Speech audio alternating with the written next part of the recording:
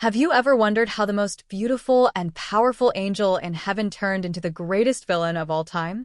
Why did Lucifer, the morning star, betray the very creator who gave him everything, his beauty, his voice, his power? What could make an angel become Satan, the enemy of all that is good? If you've clicked on this video, chances are you've asked yourself that very question. And I promise you, by the end of this story, you'll understand not just what happened, but why it matters to you. You didn't come here for just another Bible story. You came here looking for answers, for truth, maybe even for something that explains what's happening in your own life. And you're in the right place. But I'm going to ask you to stay with me, not just halfway, not just until it gets good, but all the way through, because this is one of those stories that changes everything. And the deeper we go, the more it will make sense, not just in your head, but in your heart. Let's be honest, there's a reason this story has survived for thousands of years. It isn't just theology. It's not just about angels or demons. This is about pride, jealousy, rebellion, consequences, and ultimately, redemption. It's about the same battle that plays out every single day in our world, and even in our minds. You see, Lucifer's story isn't just his. In many ways, it mirrors ours. The desire to be more, the temptation to rebel, the consequences of pride, the feeling of being cast down when we once thought we had it all. Whether you believe in the spiritual world or not, the emotional and psychological truth behind this ancient story is impossible to ignore. And that's why you need to hear it all. Now, I know you're used to watching videos that start strong and then slowly fade into background noise. Not this one. This video is crafted to pull you in deeper the longer you stay. Every moment reveals something new, something that builds upon the last, like chapters in a forbidden book you're not supposed to read. But once you open it, you have to know how it ends. And before you know it, you're not just watching, you're feeling it. You're in the story. That's the effect this tale has. It doesn't just explain. It unfolds, like the very heavens themselves, shifting in real time. So don't skip ahead, don't multitask. Just let yourself sink in. You deserve this. Imagine this, a time before time. A dimension where light had never known darkness, where harmony ruled, and where every being lived to glorify the Creator. No pain, no hate, just the music of the spheres, the majesty of the heavens, and the brilliance of divine order. And at the center of it all, Lucifer. Not as we know him now, but as he once was, dazzling, radiant, unmatched. His name means light-bearer, and that's exactly what he was. He wasn't crawling in shadows or whispering lies. He stood before the throne, closest to the source of all life and light. He led the choirs of heaven. He was adored by the angelic hosts. If angels could be celebrities, Lucifer was the brightest star. But something changed. That change didn't happen all at once. It was subtle, silent, like a thought you don't want to admit you're thinking. Have you ever been in a place where everything around you seems perfect, but inside, something gnaws at you? A feeling that you're meant for more, that you're not getting the credit you deserve, that somehow, someway, the world owes you something? That's the seed Lucifer watered. That was the spark of pride that began to smolder in a heart once full of light. And here's where it gets really real, because maybe you felt that, too. Maybe there's a part of you that relates. And that's not accidental. That's the pull of this story. It's not just about him falling, it's about understanding how we fall. But Lucifer didn't just fall. He led a revolution. Think about that for a second. In a place where no one had ever sinned, where everything was designed by perfect love, Lucifer convinced a third of heaven's angels to follow him. That should shake you. Because it means deception, pride, and rebellion don't need pain or hate to thrive. They only need doubt. Lucifer looked at the very God who created him and said, "I will ascend. I will be like the Most High." He wanted not just to be with God, he wanted to replace him. That's not ambition. That's cosmic treason. And it had never been done before. But what happens when perfection rebels? What happens when light turns on itself? That's the heart of the mystery we're about to unravel. How does heaven respond to betrayal? How does the creator of all things deal with a being he made who now wants to destroy him? And most chilling of all, why didn't God just destroy Lucifer the moment he turned? Why allow him to live, to twist, to tempt, to lead the world into chaos? That's the question that haunts theologians, believers, and skeptics alike. And I promise you we're going to dig into that Deeply. because the answer is far more profound than you think, and it changes how you see your own life, your own pain, and even your own decisions. But before we dive any deeper, I need you to understand, this is not just about spiritual warfare or religious doctrine. It's about the anatomy of downfall. It's about how something beautiful becomes broken. It's about how lies can sound like truth when they come wrapped in charm and confidence. Lucifer didn't come with horns and red skin. He came with light, with reason, with promises. And that's why so many followed him. It's not hard to be seduced by something that sounds almost right. And that's why his fall wasn't just a moment. It was a movement. And just when you think this story couldn't get more intense, it does. Because Lucifer, now Satan, doesn't stop at his own downfall. He brings the fight to earth. To humanity. To you. He shows up in a garden, not as a beast, but as a voice. A whisper. Did God really say? That one question, subtle, clever, unraveled paradise. And he's been whispering ever since. Not just in ancient texts, but in modern hearts. In your doubts. In your struggles. In those moments where you feel like you're not enough, or that God has forgotten you. That's not random. That's not coincidence. That's strategy. And the more you understand his tactics, the more power you take back. You see, Lucifer's fall didn't end with his exile. That was just the beginning. He's been writing a counterfeit story ever since. One where he plays God, where he rules with lies instead of love, where chaos wears the mask of freedom. And people are still buying in. But here's the good news. You don't have to. Because knowledge is power. And when you understand where the enemy comes from, you're no longer confused by his attacks. You're prepared. You're equipped. And most importantly, you're free. So, why should you keep watching? Because what you're about to learn will change the way you see the world. This isn't just a story about rebellion. It's about redemption. It's not just about how far you can fall. It's about how high you can rise. We're going to explore the war in heaven, the tactics of temptation, the truth behind evil, and the ultimate plan of hope. And I'm not going to sugarcoat anything. You deserve the truth. The whole truth.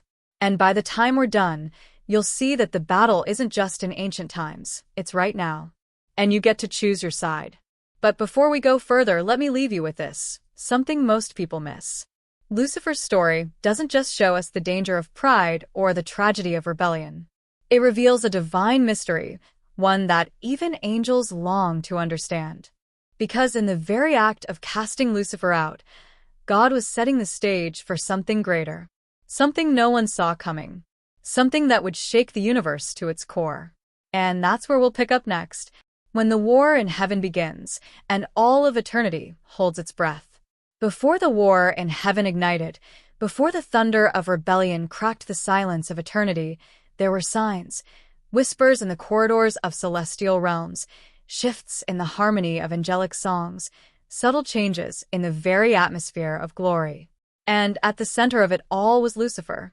To understand how he came to be the adversary, we have to first understand who he was, not in titles or appearance but in essence. Lucifer wasn't just another angel in the crowd. He was the anointed cherub who walked among the fiery stones, the very embodiment of divine artistry. His voice could command legions and calm storms. His presence illuminated everything around him. Even the other archangels, Michael, Gabriel, Raphael, recognized his authority and beauty. He was admired, yes, but also trusted. Deeply. And that's what made his eventual betrayal so devastating. Lucifer's role wasn't just ceremonial. He had access to the throne room, insights into the Creator's plans, responsibilities that no other being shared. He led worship, not like a choir director with a baton, but like a living instrument designed to echo heaven's praise. The music didn't just come from him, it moved through him. Some say his very being was fashioned with pipes and timbrels, like he was a song made flesh. And when he sang, the heavens responded. But behind that radiant light, something else had begun to stir. A question, a comparison, a shadow barely noticeable at first. Why him? Why not me? If I can reflect such glory, then why should I only reflect it? Why not own it? That seed didn't sprout overnight. It was cultivated in silence, during moments no one else would notice, when the songs ended and the silence returned. And maybe that's where pride finds its foothold, not in chaos, but in quiet. Lucifer's relationships with the other archangels weren't always tense. He and Michael, for instance, once stood side by side in service. They fought spiritual battles together, lifted praises together, operated like brothers in divine unity.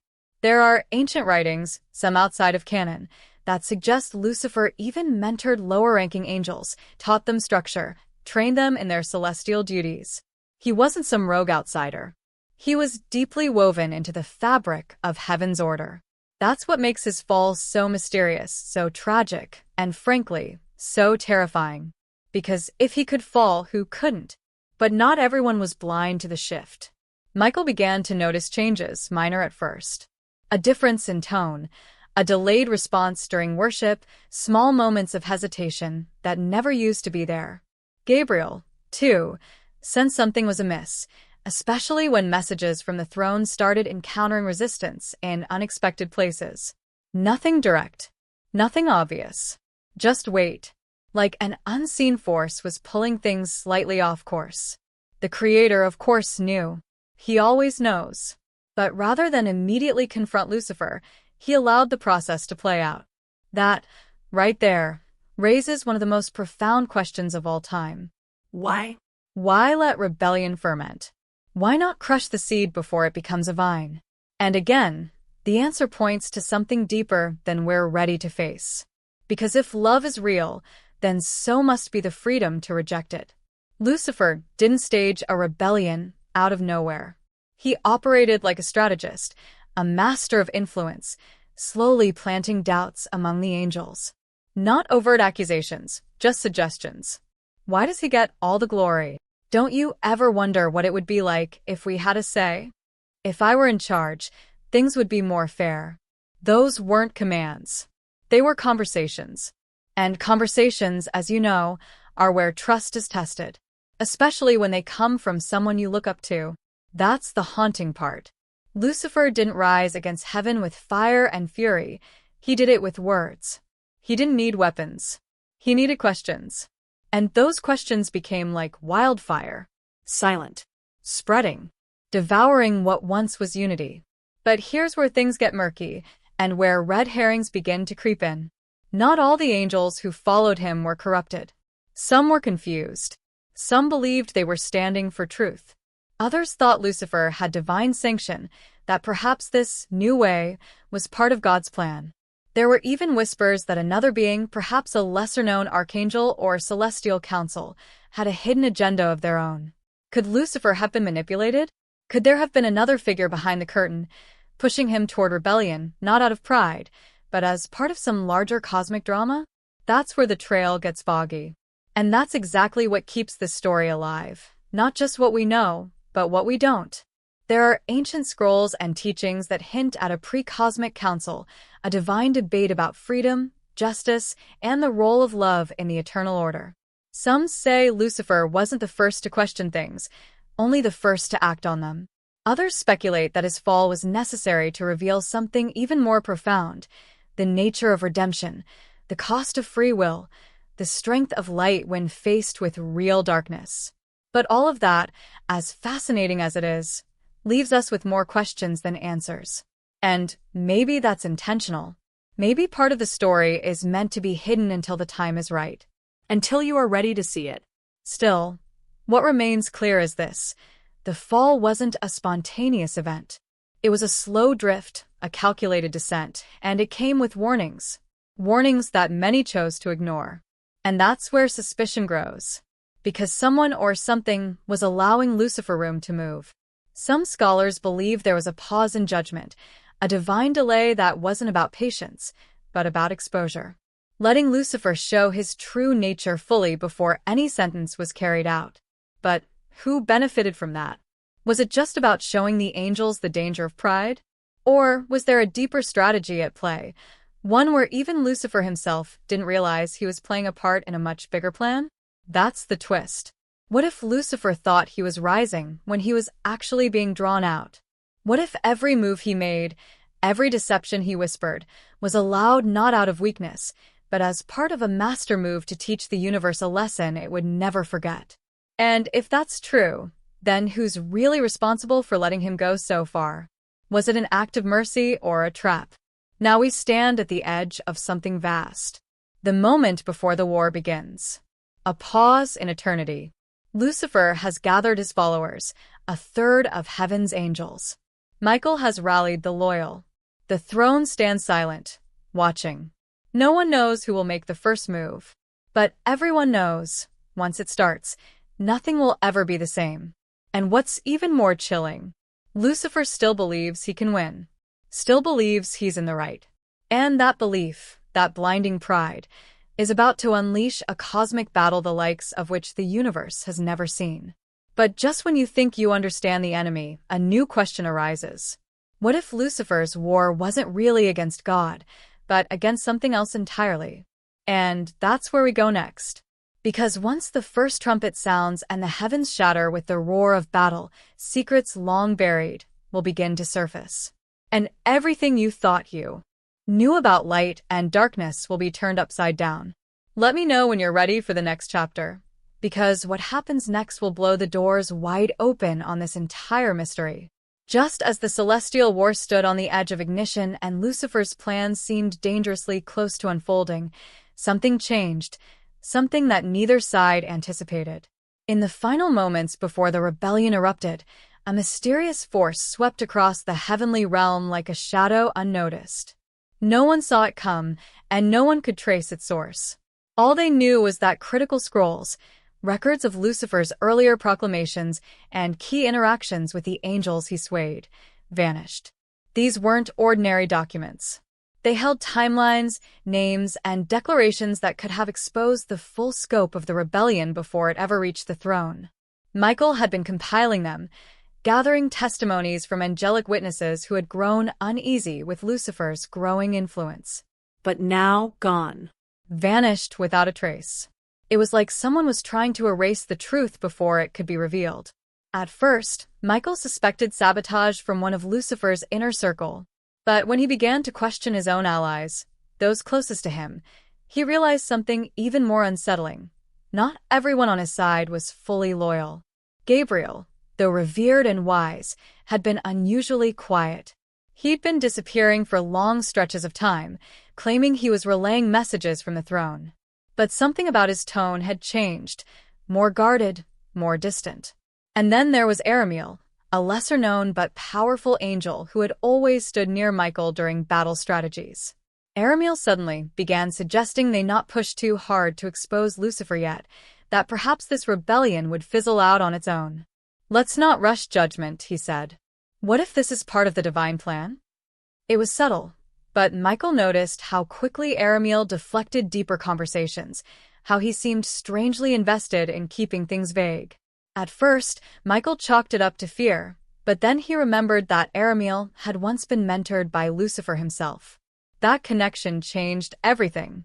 Could it be that Lucifer still had loyalists hidden within Michael's own ranks? And if so, how many? How far did the deception go? What if some of the angels who appeared loyal were just waiting to see who would win before picking a side? That suspicion created a new kind of danger, one that wasn't fought with swords or songs, but with silence and manipulation. Trust became scarce, and every conversation was layered with double meanings. Meanwhile, Lucifer continued to position himself as the misunderstood visionary, the advocate for freedom and equality among angels. He wasn't preaching war, at least not publicly.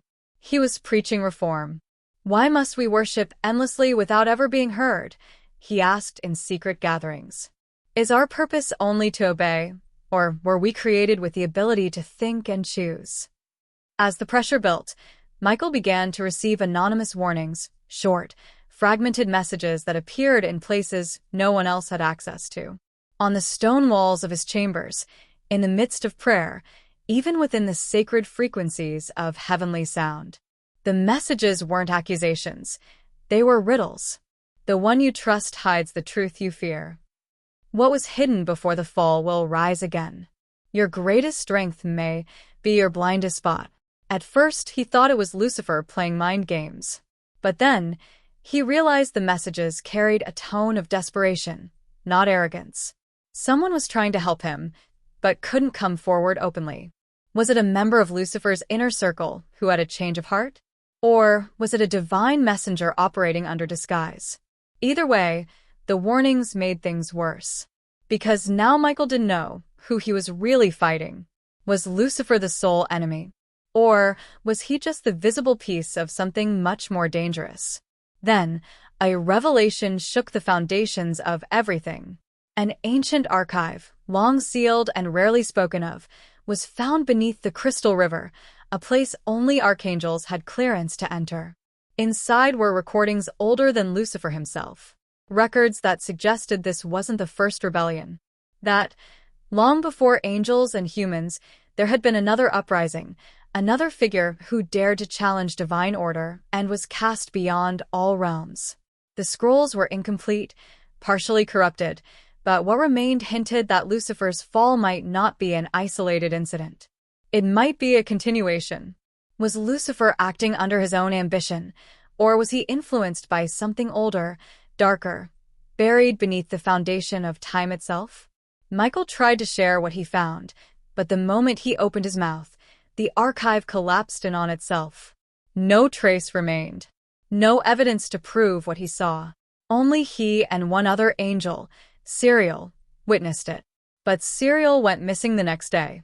Disappeared completely. No energy signature. No farewell. As if he'd never existed. Now Michael stood alone, holding onto a memory no one could verify, battling not just Lucifer's army, but the gnawing sense that there was more at stake than anyone knew. Someone was pulling strings on both sides. And if that force remained hidden, then everything they were fighting for was just part of a larger trap.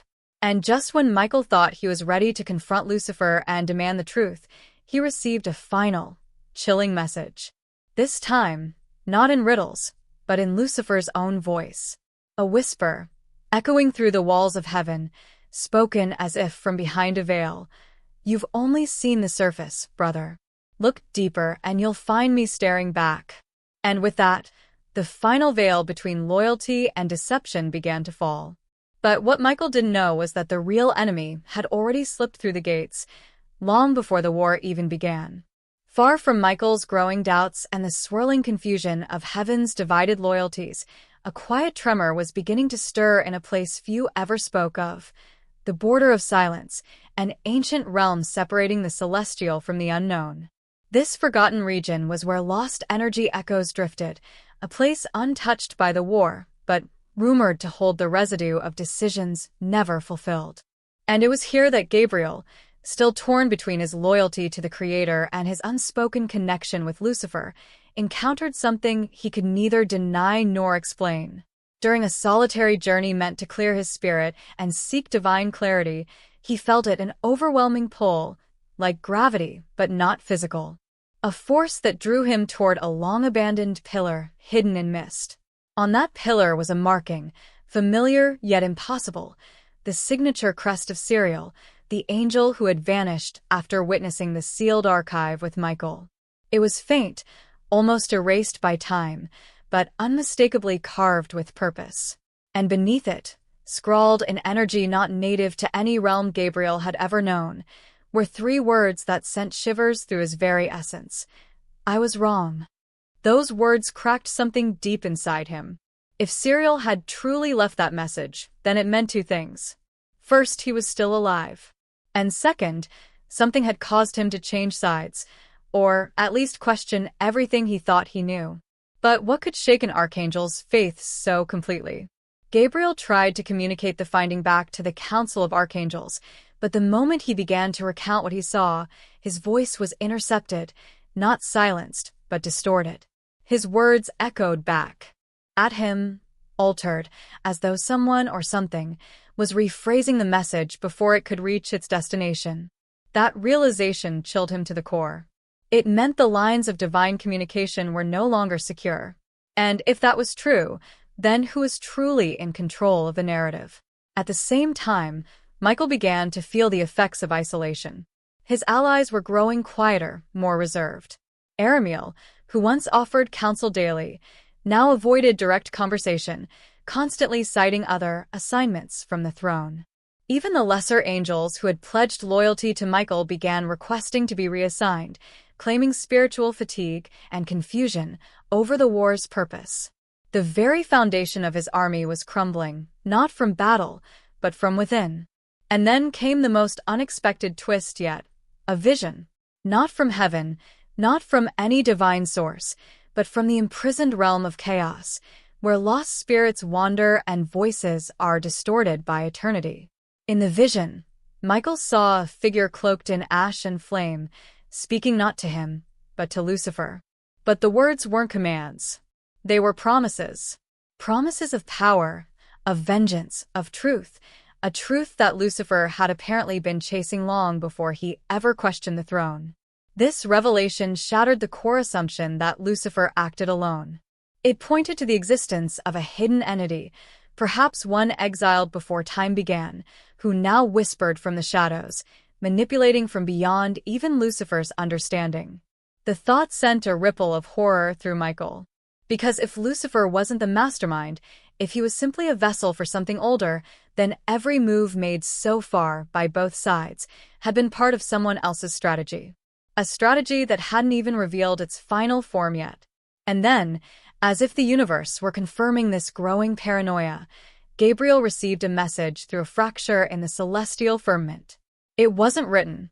It was a sound, a pattern of frequencies that should not have existed, carrying voices from multiple realms at once. Embedded in the noise was a single name, a name that had been erased from all known archives, even from Gabriel's own memory.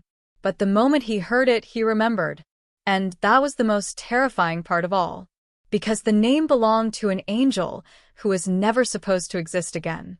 A betrayer who had once stood above even Lucifer in rank, one whose story had been buried so deeply that not even heaven's purest light had touched it for ages. But now the name had returned, and its reappearance meant that the final stage of this mystery was beginning to unfold. And just as Gabriel prepared to return to Michael and share what he'd uncovered, he was intercepted, not by an enemy, but by someone he once considered a brother. Uriel. Once neutral, always quiet, never fully aligned with either side. But now, standing before Gabriel, his wings dimmed and flickering, Uriel spoke with a tone that carried no emotion. If you speak that name, you will doom us all. Some truths were hidden for a reason. And then, before Gabriel could even respond, Uriel vanished into a burst of light that left no trace behind, not even a shadow. Whatever truth lay beneath the rebellion, it was far more dangerous than any battle could ever be. And now, with hidden forces rewriting the past, trusted allies falling silent, and forbidden names returning from beyond time, the real war wasn't just for heaven, it was for truth itself. And somewhere, in the silent space between stars, the true adversary smiled, waiting for the final move. The weight of everything Michael had uncovered pressed down on him heavier than any celestial armor could shield. The disappearance of Cyril, the cryptic messages, the hidden betrayals, they weren't just abstract threats anymore. One evening, as the golden light of the eternal realm softened to twilight, Michael sensed it, an unease crawling beneath his skin, a whisper of footsteps not his own. At first, he convinced himself it was nothing, just the residual fear playing tricks. But then, during his solitary prayers near the crystal river, where he often sought clarity, he caught a shadow slipping away behind a column of shimmering light. No figure should move unseen in heaven's purity. And yet, someone was watching him, tracking his every thought, every word. The thought alone sent chills through his immortal form, but it also ignited a storm of paranoia that Michael hadn't felt since before the rebellion. He began questioning everything and everyone around him. Was Aramiel still on his side? Had Gabriel's strange silence been a warning or a sign of surrender? What about the angels he trusted most, those who fought bravely beside him? Could one of them be the eyes following him in the dark? His mind churned relentlessly, memories and suspicions colliding in an exhausting cycle.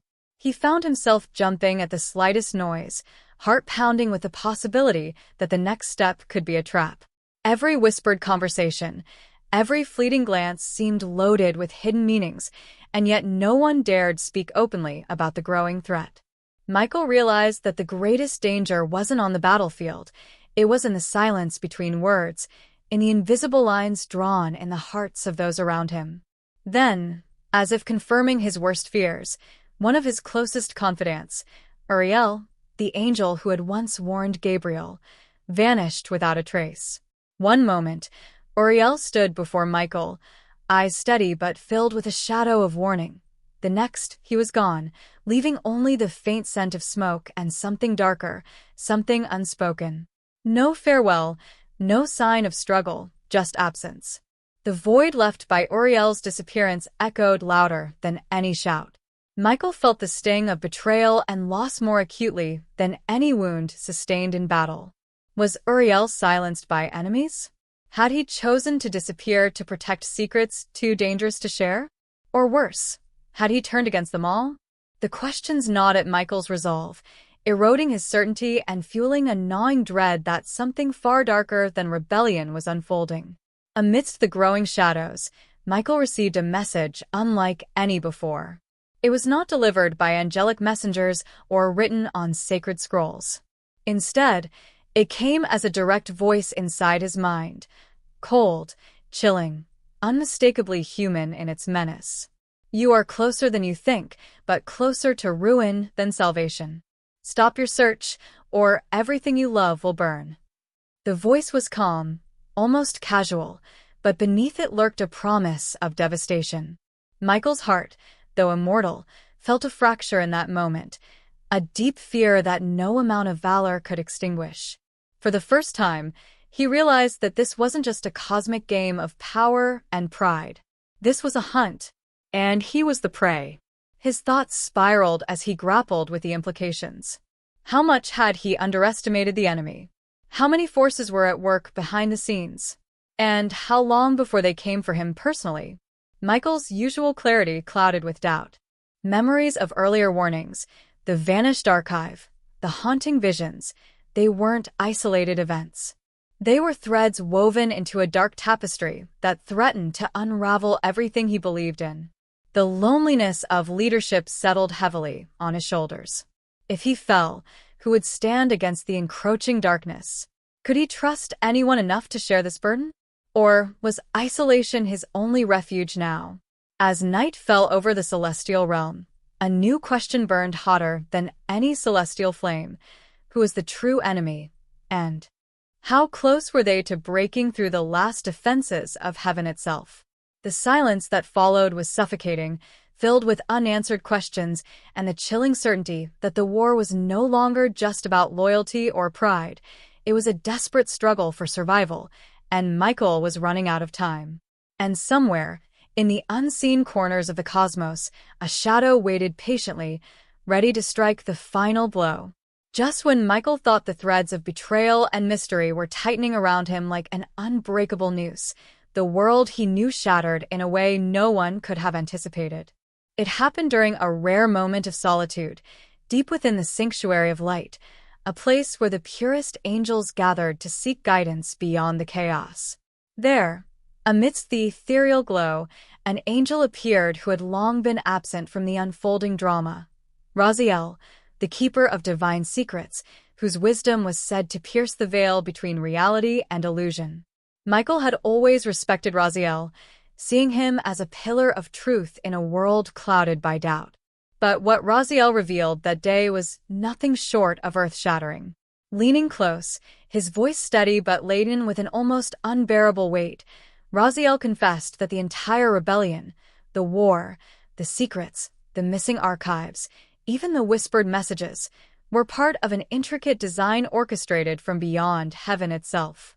The adversary Michael had been hunting, the dark puppeteer behind Lucifer's fall, wasn't who he thought. In fact, Lucifer was not the villain of this story at all. Instead, he was a pawn, a catalyst in a cosmic cycle that had been set in motion eons ago, one that even the Creator had allowed to unfold. Raziel disclosed that there was an ancient force, older than angels, older than time, lurking just beyond the edges of existence, influencing events in subtle, devastating ways. This force thrived on chaos, feeding off the fractures in loyalty and faith. And the rebellion, rather than a mere act of defiance, was a carefully manipulated moment meant to awaken something far more dangerous. Worse still, Raziel revealed that many of the trusted allies Michael relied upon had been unknowingly, or perhaps willingly, carriers of this influence. The messages, the disappearances, the distortions in communication were not random acts of sabotage, but strategic moves in a grand game none of them fully understood. The very idea that Michael's struggle was simply a battle between good and evil collapsed in that instant, replaced by a murky reality where the lines between friend and foe, truth and deception, were impossibly blurred. Michael's mind reeled as he tried to reconcile this new truth with everything he had fought for. The Archangel, who had once been the symbol of divine justice, now questioned everything: his purpose, his faith, even the nature of the Creator's will. Was this a test of ultimate faith or a trap set to destroy them all? Raziel's revelation forced Michael, and through him, the audience, to see that the real enemy wasn't Lucifer's pride, nor was it the apparent rebellion. It was something far more insidious, a hidden agenda that had been shaping the fate of all realms from the shadows, manipulating every act, every betrayal, every whispered secret for its own inscrutable purposes. And just as Michael absorbed this crushing truth, another shock followed. Raziel handed him a small, ancient talisman, unlike anything Michael had ever seen, etched with symbols that seemed to shift and change when looked at too closely. "This," Raziel said quietly, "is the key to understanding everything. But beware, for those who seek this knowledge risk losing themselves entirely." As Michael took the talisman, a surge of energy pulsed through him, stirring visions of forgotten histories, of battles and alliances erased from memory, and of a looming reckoning that no one alive had the power to stop. The sanctuary seemed to close in around him, the light flickering as if the very fabric of reality was trembling. Suddenly, the quiet space erupted in chaos as alarms sounded, alerts that the sanctuary itself was under threat. Raziel vanished in an instant, leaving Michael alone with more questions than answers, clutching a mystery that could either save them all or doom them beyond salvation. The war, it seemed, was only the beginning. And as the walls of the sanctuary began to crumble, Michael realized that the greatest danger wasn't Lucifer's rebellion. It was the terrifying revelation that everything he believed was a carefully crafted illusion. The truth was out there, hidden beneath layers of deception, and now the race to uncover it had turned deadly. But the question remained: who, if anyone, could be trusted when even the brightest light casts the darkest shadow? Michael's world had already fractured beyond repair, but nothing could have prepared him for the impossible crossroads that now lay before him. The talisman Raziel had given him burned cold in his hand, a constant reminder that the truth he sought was both a salvation and a curse. Every heartbeat seemed to echo with the weight of the choices he faced, each one threatening to pull him deeper into a darkness he was desperate to avoid but could no longer escape.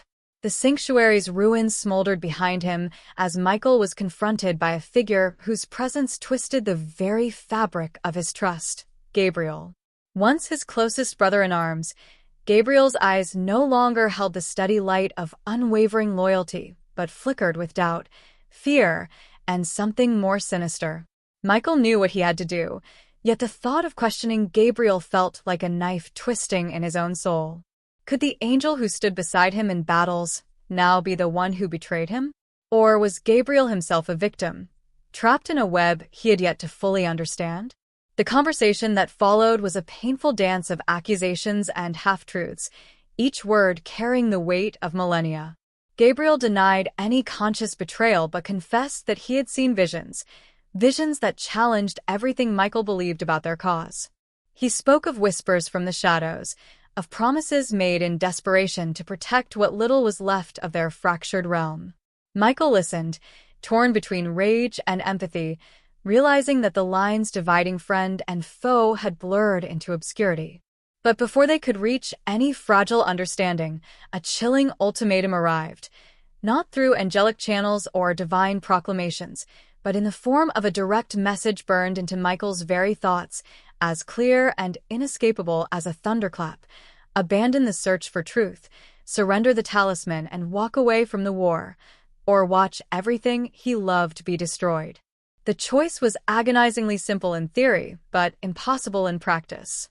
To yield was to betray not just himself, but the very essence of what he fought for. To resist was to invite annihilation upon those he cared for most. Michael felt the weight of the heavens crush down on him, the vast loneliness of leadership pressing so hard it nearly shattered his immortal spirit. Every instinct screamed for self-preservation, yet every fiber of his being pulled him toward the painful path of sacrifice and revelation. Doubt gnawed at his mind relentlessly. Was the truth worth the destruction it might unleash? Was it possible that some secrets were meant to remain buried, and some battles were destined to be lost? In the midst of this turmoil, Michael caught a glimpse of the enemy. Not a faceless shadow, but something terrifyingly close. One of his trusted counsel, an angel, named Seraphiel, approached with an expression so unreadable that Michael's heart faltered. Seraphiel offered an alliance, but the price was a secret so dark that even uttering it risked madness. The proposal was clear: join forces and uncover the truth together, or be torn apart by the unseen forces manipulating their war from the shadows. Yet, even as Seraphiel spoke, Michael sensed the undercurrent of a hidden agenda. Was this a genuine offer or a trap designed to break his will? The room seemed to close in around Michael, suffocating him with the unbearable weight of impossible decisions and fractured loyalties.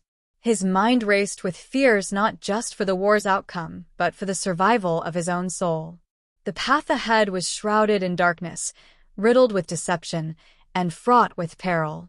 And in that suffocating silence, Michael understood that the battle was no longer just for heaven's future, it was for his very identity. Every choice risked shattering not only the realms around him, but the fragile remnants of his own heart. And as the shadows lengthened and the voices of doubt grew louder, Michael faced the harshest truth yet. Sometimes, the most dangerous enemy lies not in the world outside, but within the very bonds we hold dear. The question now was not just who could be trusted, but how much sacrifice the soul could endure before it breaks forever. The fragile threads holding Michael's world together snapped all at once, unleashing chaos faster than he could process. What he had once believed was a secret struggle between a handful of angels and Lucifer's rebellion now exploded into a sprawling conspiracy that stretched far beyond anything he'd ever imagined. It wasn't just the celestial realm at stake. It was the very foundation of everything created, corrupted from within by a network of betrayal so deep it shook the core of his faith. The realization hit him with the force of a thunderclap. Countless angels, some he had trusted with his life, were entangled in this dark web, their motives twisted by fear, ambition, or worse, manipulation from the ancient force Raziel had warned him about. The sanctuary's ruins became a battleground not only of weapons, but of hidden agendas and shattering truths. In the eye of the storm, a name surfaced that shattered Michael's remaining sense of security: Uriel. The very angel whose disappearance had haunted him was not a victim as Michael had feared, but a willing conspirator. Worse, Uriel had been feeding information to forces seeking to upend the heavenly order, promising power in exchange for loyalty. The betrayal cut deeper than any blade, ripping through Michael's heart with bitter clarity. He grappled with the unbearable truth that Uriel had manipulated key events, from the tampering with sacred archives to the orchestrated disappearances that had unsettled their ranks. Every move Michael made, every step he took in pursuit of the truth, had been anticipated by a friend turned foe. As the gravity of this treachery pressed down on him, Michael's world blurred into a relentless rush of danger and desperation. Messages of threats and warnings flooded his mind like an unrelenting storm, forcing him into constant motion, never safe, never certain who to trust. Even Gabriel's earlier doubts now seemed like part of a larger, more sinister plan, an attempt to destabilize Michael from within. Friends became suspects, allies were revealed as enemies, and the weight of betrayal threatened to crush him under its immense pressure. Time was running out, and the battlefield extended far beyond physical confrontation into the realm of secrets and lies. Just as Michael was grappling with this avalanche of deceit, a new shock slammed into him like a crashing wave, an encrypted message from the ancient talisman itself, glowing with an eerie light. The message was clear and terrifying. The rebellion was only a symptom of a far greater threat poised to consume not just heaven but all realms of existence. The conspiracy was a prelude to a cataclysmic event that could unravel the fabric of reality itself, and the only way to stop it was to expose the traitors and reclaim the talisman's hidden power. But the cost would be unimaginable. To succeed, Michael would have to confront those he loved, dismantle his own trust, and risk losing everything: his friends, his faith, and even his identity. The tension tightened like a noose around Michael's throat as he realized there was no turning back. Every choice was a gamble with stakes higher than ever before, every alliance fraught with danger, every moment a test of his will. The enemy was no longer just a distant threat but a shadow lurking in every corner, breathing down his neck, ready to strike the final blow. And with the celestial realm teetering on the brink of collapse, Michael had to decide who he was willing to fight and sacrifice, for in this devastating war that was rapidly becoming a battle for the soul of all creation. The air was thick with tension as Michael stepped into the heart of the shattered sanctuary, the cold light flickering around him like the last gasps of a dying star. Every step echoed like a drumbeat announcing the final confrontation he had long dreaded, yet knew was inevitable. Before him stood Lucifer, not the proud, defiant rebel Michael had imagined, but a figure worn by pain and burdened with a secret that twisted the very meaning of their war. The silence between them was suffocating, heavy with unspoken truths and the weight of countless betrayals. Michael's hand gripped the ancient talisman tightly, its strange symbols glowing softly, as if sensing the climax of the story it had carried through eons. This moment was no longer about good versus evil. It was about confronting a cosmic lie that had ensnared them all. Lucifer's eyes, once blazing with fiery rebellion, now held a strange sadness, a weariness that transcended the battlefield. "You were never meant to fight me," he said quietly, voice rough with centuries of regret. "This war, it was a manipulation far beyond our understanding. We were pawns in a game designed to fracture the heavens."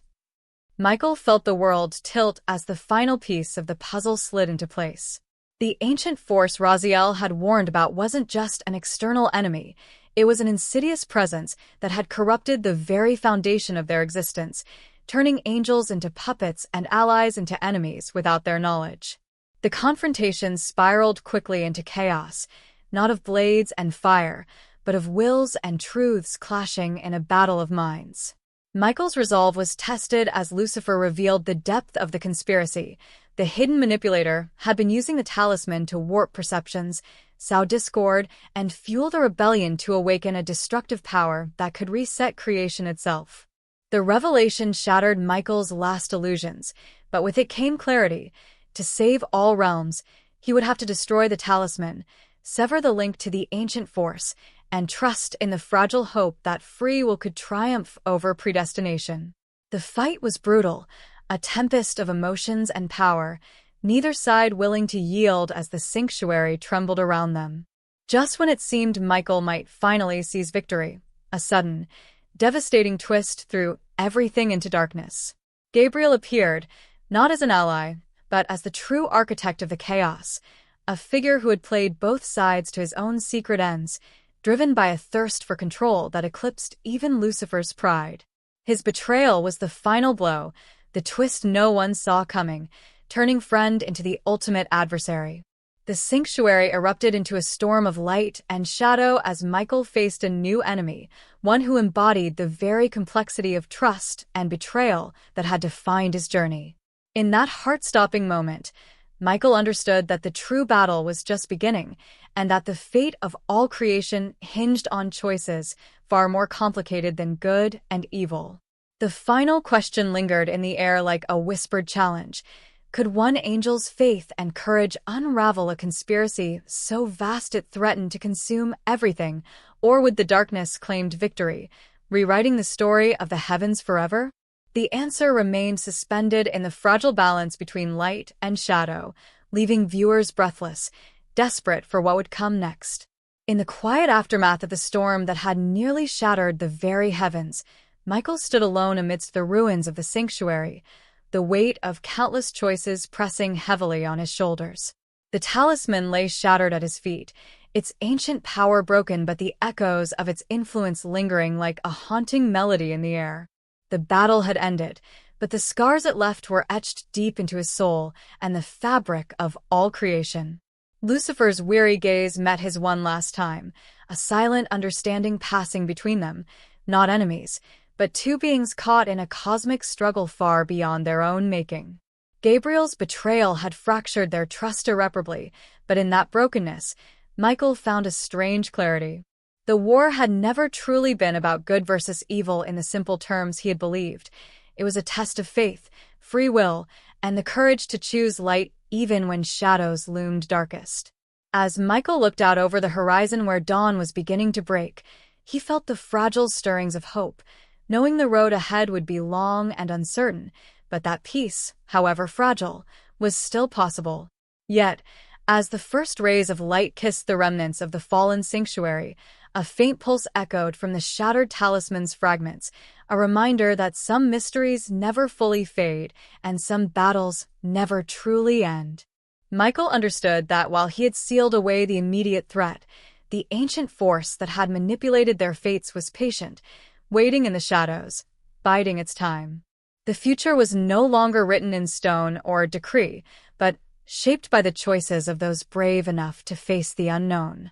The story of Lucifer, once seen as a tale of downfall and defiance, had transformed into a complex legacy of sacrifice, betrayal, and the relentless pursuit of truth in a universe where nothing was as it seemed. For the audience, the final moments left an unsettling yet profound question hanging in the air. When the line between light and darkness blurs, and the very nature of good and evil is called into doubt, how do we find the strength to carry on? The story closed not with a simple answer, but with an invitation to look deeper into the shadows of their own beliefs, and to remember that sometimes the greatest victories are born from the courage to question everything.